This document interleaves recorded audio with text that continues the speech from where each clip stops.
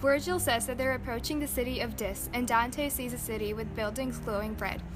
Virgil says that the buildings glow red because of the endless fire that burns in the lower regions of hell. They circle around the city of Dis until Phlegyas shows them the gate. Dis is a rare example of light in hell, not because of God or heaven, but from a fire to punish the sinners. Thousands of people surround the gate and ask why a living soul is walking through and try not to let him proceed. Virgil tries to let him pass through, but it's not very easy. Dante is scared. Virgil promises him that nothing will happen since it's a divine journey. Dante doesn't hear Virgil's promises. The fallen angels slam the gate of Dis, but Virgil raises Dante's spirits. Even Virgil becomes nervous and says that the right angel is taking too long to come and help them. Dante asks if anyone's ever made the journey past this, and Virgil says that once he did, to fetch a soul from the deepest and darkest parts of hell. Virgil talks, but Dante doesn't follow. He's distracted by the tops of the towers of Dis, glowing with flames. There, he sees 3 female figures covered in blood, and they have snakes around their brows. Virgil recognizes and names them as Alecto, Megaria, and Tisiphone. The 3 shriek and call Medusa to turn them to stone.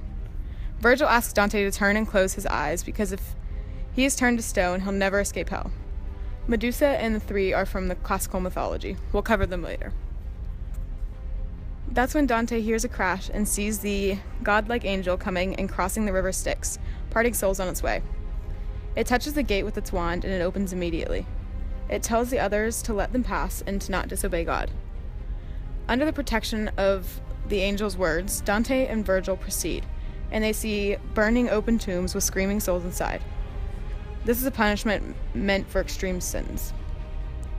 Virgil says that these people are heretics who defied God. They live and burn indefinitely. Dante asks Virgil if he can see inside the tombs since the lids are off. Virgil says yes, and hints that he's asking because he wants to see if anyone from Florence is in there. Virgil points to a group of tombs containing the followers of Epicurus, a Greek philosopher who thought that souls didn't live after death. Just then, a voice interrupts Dante and Virgil. Virgil asks him to go see the spirit who turns out to be Farinata, a friend from Florentine. Farinata asks who Dante is, and when Dante tells about himself, Farinata says that their families have long feuded. Another soul interrupts Dante and Farinata and asks why his son isn't with him. Dante recognizes this voice as Cavalcanti's, the father of his friend Guido. Since Dante uses past tense, Cavalcanti figures that his son died and goes back into the tomb. Dante asks Farinata why the souls can see the past and future, but not the present.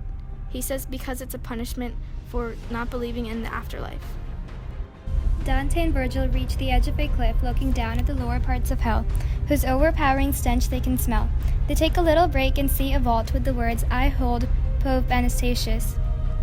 Virgil says that they should wait until they get used to the smell. While waiting, Virgil explains the geography. Looking down, he says that those are the circles of hell. He says that all sins against heaven get punished. 3 rhetorical devices. Let him try his living luck. Alliteration. And at his touch, all gates must spring aside. A metaphor. The glow of its red mosques as if they came hot from the forge to smolder in this valley. Simile.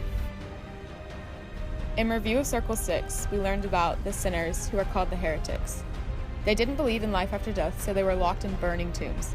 This is fitting because a fire, which is a symbol for God's love, consumes them in torture. For in life, they went against God, so now they cannot escape his love. They also can only see distant events, not the present, which is called hyperopia. Those who suffer from hyperopia, which is farsightedness, have their visual acuity decreases as events come closer to the present.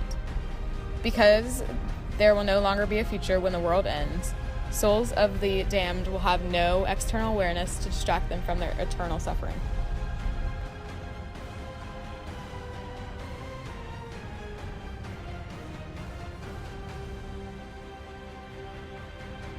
Another historical figure in Circle 6 was Farinata. He was an enemy to the party of Dante's ancestors, and this points out how tight family relationships were during this time. Another historical figure was Cavalcanti, an enemy of Farinata's family in real life.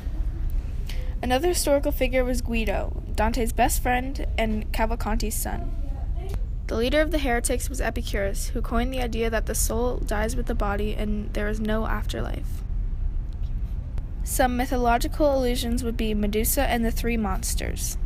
The three monsters are Alecto, who gives the punishment for human anger, Mageria, who gives the punishment for jealousy, and Tisiphone, who gives the punishment for murder.